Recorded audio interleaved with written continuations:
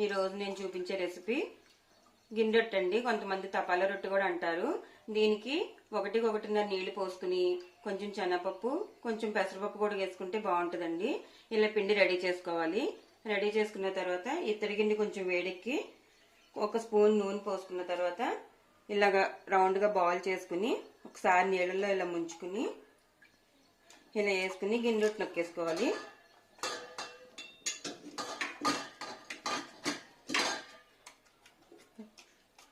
ఈ గిన్నె రొట్టె ఇత్తడి గిన్నెలో చాలా బాగుంటుందండి.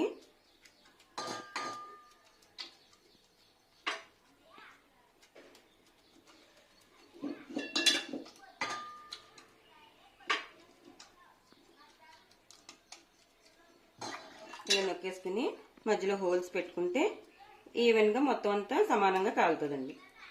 అయిపోయిన తర్వాత ఇలా పొయ్యి మీద పెట్టేసుకుని కొంచెం ఆయిల్ వేసుకొని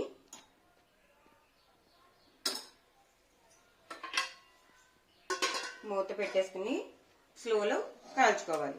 అంతే, ఎంతో టేస్టీ అయిన గిన్నె రొట్టె రెడీ. హరే కృష్ణ. గిన్నె రొట్టె వేగిపోయిందండి. ఇలా జాయిగా తీసేసుకుని గరిటెతోటి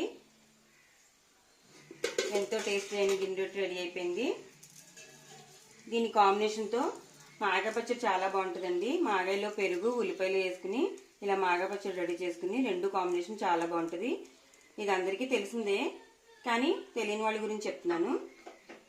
మీరు కూడా ట్రై చేసి ఈ టేస్టీ ఫుడ్ టేస్ట్ చేయండి. హరే కృష్ణ.